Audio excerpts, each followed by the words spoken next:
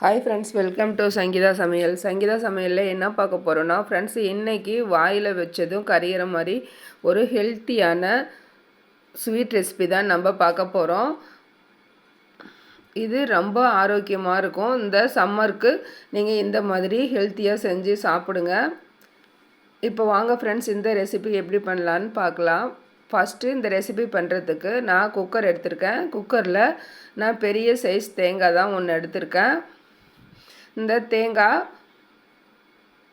மூழ்கிற அளவுக்கு தண்ணி ஊற்றிக்கோங்க. நான் 3/4 லிட்டர் அளவு பெரிய தேங்காய் எடுத்துருக்கனால நான் 3/4 லிட்டர் அளவு நான் தண்ணி ஆட் பண்ணியிருக்கேன். நீங்கள் எடுத்த தேங்காயோட சைஸ் சிறியதாக இருந்தால் 1/2 லிட்டருக்கும் கொஞ்சம் கம்மியாக நீங்கள் தண்ணி ஆட் பண்ணிக்கோங்க. குக்கரில் போட்டு விசில் வச்சு ஒரு 6 விசில் வச்சு எடுத்திங்கன்னா டக்குன்னு வேலை முடிஞ்சிடும். அதனால தான் நான் குக்கரில் ஆட் பண்ணியிருக்கேன். இப்போது 3/4 லிட்டர் அளவு தண்ணி ஆட் பண்ணி ஒரு 6 விசில் வச்சு எடுத்துக்கலாம். 6 விசில் வந்துடுச்சு ஃப்ரெண்ட்ஸ், பாருங்கள் சூப்பராக வந்துடுச்சு. இப்போ இந்த ஹீட்டோடு நம்ம எடுத்து தேங்காயை ரிமூவ் பண்ண முடியாது. அதனால் இதை எடுத்து நம்ம வெளியில் ஆற வச்சிடலாம். இந்த தேங்காய் நல்லா ஆறட்டும். இந்த ஹீட் குறைஞ்சாதான் நம்ம உடச்சி அதனோட உள் பகுதியை நம்ம எடுக்க முடியும். அந்த தேங்காய் பருப்பை நம்ம எடுக்க முடியும். இது ஆறட்டும், அப்படியே ஓரமாக எடுத்து வச்சுருங்க. நெக்ஸ்ட்டு ஒரு பவுல் எடுத்துக்கோங்க. பவுலில் 4 ஸ்பூன் அளவு கார்ன்ஃப்ளவர் எடுத்துக்கோங்க. இந்த கார்ன்ஃப்ளவர் மாவு நீங்கள் கலக்கிறதுக்கு பால் காய்ச்சி ஆற வச்ச பால் இருந்தால் எடுத்துக்கோங்க. பால் இல்லைன்னா நார்மல் தண்ணி நீங்கள் எடுத்துக்கோங்க. நான் நார்மல் வாட்டர் தான் நான் ஊற்றி மிக்ஸ் பண்ணுறேன். ரொம்ப தண்ணியாக நீங்கள் கலக்கக்கூடாது. கொஞ்சமாக தண்ணியை ஆட் பண்ணி நான் கலந்துருக்கேன் பாருங்கள். இந்த பதத்துக்கு கலந்து வச்சுருங்க. இப்போது தேங்காய் ஹீட் நல்லா போயிடுச்சு. இப்போ நம்ம இதை உடச்சி எடுத்துக்கலாம். நீங்கள் உங்கள் வீட்டில் குட்டி உரல் வச்சுருப்பீங்கள்ல, உரல் இருந்தால் அதை எடுத்துக்கோங்க. உரல் இல்லைன்னா பூரிக்கட்டை எடுத்து அதை கூட நீங்கள் சப்பாத்தி கட்டையில் கூட உடச்சி எடுத்துக்கோங்க. இந்த உடைக்கிற தண்ணியை, தேங்காய் தண்ணியை வேஸ்ட் பண்ணாமல் ரொம்ப டேஸ்ட்டாக சுவையாக இருக்கும். அதை இந்த மாதிரி ஒரு பவுலில் சேர்த்துட்டு இந்த தண்ணியை நீங்கள் குடிச்சு பாருங்கள், அவ்வளோ டேஸ்டியாக இருக்கும். நம்ம இப்போது தண்ணியும் நம்ம எடுத்துட்டோம். இப்போ பாருங்கள், நம்ம உடைச்ச தேங்காயை லைட்டாக ஒரு கத்தி வச்சு எடுத்து கொடுத்தீங்கன்னா சூப்பராக வந்துடும். அந்த பின்பகுதியில் இருக்க அந்த ஸ்கின்லாம் ஈஸியாக வந்துடுச்சு. இப்போ தேங்காய் கொஞ்சம் வெதுவெதுப்பாக இருக்குது. அந்த ஹீட்டு குறைஞ்சதும் அதில் இருக்க அந்த ஸ்கின்லாம் ஈஸியாக ரிமூவ் பண்ணிடலாம். நான் ரிமூவ் பண்ணி எடுத்துட்டேன் பாருங்கள். உள்பகுதியோ வெளிப்பகுதியோ எதுன்னு தெரியாத அளவுக்கு நல்லா பியூர் ஒயிட்டாக இருக்குது பாருங்கள் ஃப்ரெண்ட்ஸ். இந்த மாதிரி எடுத்த தேங்காயை நம்ம சின்ன சின்ன க்யூப்ஸாக நம்ம கட் பண்ணி எடுத்துக்கலாம். இந்த மாதிரி நம்ம வேக வச்சு எடுக்கும்போது பாலும் தேங்காய் பாலும் நல்லா நமக்கு கெட்டியாக கிடைக்கும். நல்லா திக்னஸாக இருக்கும், நல்லா சுவையாகவும் இருக்கும் இந்த ரெசிபி. இப்போது நம்ம கட் பண்ணி எடுத்த இந்த க்யூப்ஸை ஒரு மிக்ஸி ஜாரில் நம்ம மாற்றிக்கலாம். இந்த மாதிரி ஒரு மிக்ஸி ஜார் எடுத்துக்கோங்க. மிக்ஸி ஜாரில் மாற்றிட்டு இதில் தண்ணி ஒரு 1.5 டம்ளர் அளவு தண்ணி விட்டு நல்லா பேஸ்ட் மாதிரி நீங்கள் அரைச்சி எடுத்துக்கோங்க. இதுக்கு மொத்தமாக 1/2 லிட்டர் தண்ணி தேவைப்படும். நான் அரைச்சி எடுத்துட்டேன்.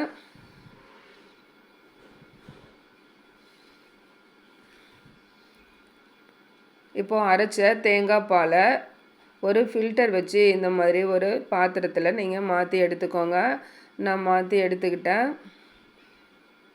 இந்த ஃபில்ட்ரு பண்ணின இந்த கோகோனட்டை நீங்கள் வேஸ்ட் பண்ணாமல் நம்ம டெசிகேட்டட் கோகோனட்டாக ஸ்வீட் ரெசிபிக்கும் நம்ம பயன்படுத்தலாம். அது மட்டும் இல்லை, நம்ம தேங்காய் யூஸ் பண்ணுற கிரேவிக்கு, குழம்பு வகைக்கு எல்லாமே நம்ம பயன்படுத்தலாம்.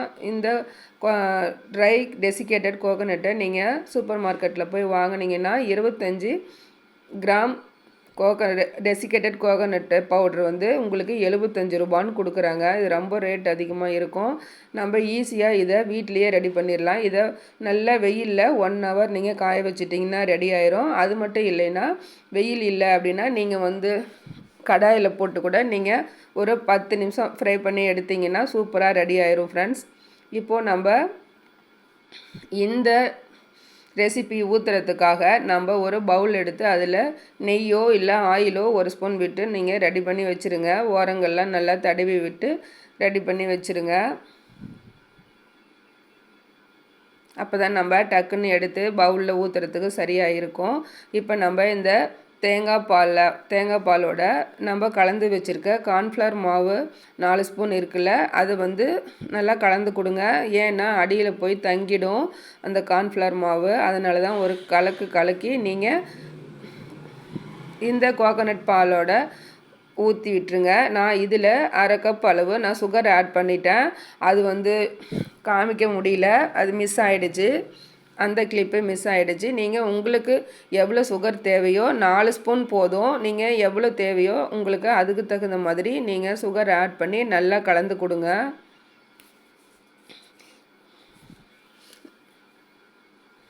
நான் நல்லா கலந்து விட்டுட்டேன். இப்போ நம்ம ஸ்டவ்வை ஆன் பண்ணி ஒரு ஃப்ரை பேன் வச்சுக்கோங்க. ஃப்ரை பேனில் நம்ம கோகோனட் மில்க்கு, சுகர் எல்லாம் நம்ம கார்ன்ஃப்ளவர் மாவு எல்லாம் கலந்து வச்சுருக்கோம் இல்லையா, அதை நம்ம இதில் ஆட் பண்ணிக்கலாம். ஆட் பண்ணிவிட்டு லோ ஃப்ளேமில், மீடியம் ஃப்ளேமில் மாற்றி வைங்க. ஹை ஃப்ளேம்லேயும் மாற்றி வச்சு நீங்கள் நல்லா கலந்து கொடுங்க. இல்லைன்னா கார்ன்ஃப்ளவர் மாவு போட்டிருக்கனால சீக்கிரமாக அடி பிடிச்சிடும். கை விடாமல் நீங்கள் கலந்து விட்டுட்டே இருக்கணும். இப்போ நான் ஊற்றி ஒரு நிமிஷம்தான் ஆகுது. இப்போ பாருங்கள் எவ்வளோ கெட்டியாக ஆயிடுச்சு அப்படின்னு சொல்லிட்டு. குயிக்காக ஒரு 10 நிமிஷத்துக்குள்ளே ரெடி ஆயிரும் ஃப்ரெண்ட்ஸ். இப்போ பாருங்கள் 3 நிமிஷம் ஆகுது. ஓரளவுக்கு கெட்டி ஆயிடுச்சு. மினிமம் இது ஒரு 10 நிமிஷம்தான் ஃப்ரெண்ட்ஸ் கொதிக்கணும். அதுக்கு மேலே நீங்கள் ஹீட் பண்ணிங்கன்னா இதில் இருந்து ஆயில் பிரிஞ்சு வந்துடும். ரொம்ப ஹெல்த்தியாக நம்ம வீட்லேயே இந்த மாதிரி குழந்தைங்களுக்கு ஹெல்த்தியாக நீங்கள் செஞ்சு கொடுத்தீங்கன்னா திரும்ப செஞ்சு கொடுக்க சொல்லி கேட்பாங்க. நீங்கள் ட்ரை பண்ணி பாருங்கள். இந்த டைமில் உங்களுக்கு ஏலக்காய் வாசனை பிடிக்கும்னா நீங்கள் ஏலக்காய் தூள் 1 ஸ்பூன் ஆட் பண்ணிக்கோங்க. எனக்கு கோகோனட் வாசனை பிடிக்கும், அதனால் நான் ஏலக்காய் தூள் ஆட் பண்ணலை. இது உங்களோட விருப்பம்தான் ஃப்ரெண்ட்ஸ். அவ்வளோதான். இந்த டைமில் நம்ம ஸ்டவ்வை ஆஃப் பண்ணிடலாம். ஸ்டவ்வை ஆஃப் பண்ணிவிட்டு இதை ஆற விட்டுருங்க. நல்லா ஆறின உடனே தான் ஃப்ரெண்ட்ஸ் நீங்கள் இந்த பவுலுக்கு, நெய் தடவின பவுலுக்கு நீங்கள் மாற்றி எடுத்துக்கணும். சூடாக இருக்கும்போது ஊற்றக்கூடாது. நீங்கள் ஃப்ரிட்ஜ் இருந்துச்சுன்னா ஃப்ரிட்ஜில் வச்சிங்கன்னா 1 ஹவரில் செட் ஆகிடும். நான் ஃப்ரிட்ஜெலாம் வைக்கல, வெளியில் தான் வச்சுருந்தேன். அதனால் எனக்கு 2 ஹவர்ஸ் ஆச்சு. எனக்கு சூப்பராக ரெடியாகி வந்துடுச்சு. பாருங்கள், நம்ம ஸ்டவ் ஆஃப் பண்ணும்போது லிக்விடாக இருந்தது. இப்போ பாருங்கள் எவ்வளோ கெட்டியாக திக்னஸாக வந்துடுச்சுன்னு. ரொம்ப சூப்பராக இருக்கும் ஃப்ரெண்ட்ஸ். மிஸ் பண்ணாமல் ட்ரை பண்ணி பாருங்கள். இந்த வெயிலுக்கு ஏற்ற அருமையான ஒரு ஸ்வீட் ரெசிபி. ஒரு 10 நிமிஷம் இருந்தால் போதும், சூப்பராக நம்ம ரெடி பண்ணிடலாம். 3 பொருள் தான், சுகர், கோகோனட், கார்ன்ஃப்ளவர் மாவு இருந்தால் போதும்.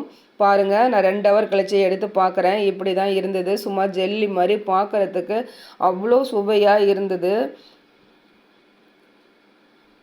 ஓகே ஃப்ரெண்ட்ஸ், உங்களுக்கு கண்டிப்பாக இந்த ஸ்வீட் ரெசிபி பிடிக்கும். பிடிச்சிருந்தா இந்த ஸ்வீட் ரெசிபிக்கு ஒரு லைக் பண்ணிவிட்டு உங்கள் ஃப்ரெண்ட்ஸுக்கும் ஷேர் பண்ணி சப்போர்ட் பண்ணுங்கள். அப்படியே பக்கத்தில் இருக்கிற பெல் ஐக்கானையும் கிளிக் பண்ணுங்கள். நீங்கள் இதை செஞ்சு சாப்பிட்டு பார்த்துட்டு உங்களோட ஃபீட்பேக்கை கமெண்டில் சொல்லுங்கள். Thank you friends. மீண்டும் நெக்ஸ்ட் வீடியோவில் சந்திக்கலாம். இது வரைக்கும் என் வீடியோவை பொறுமையாக பார்த்த அனைவருக்கும் மிக்க நன்றி ஃப்ரெண்ட்ஸ். பாய். தேங்க்யூ.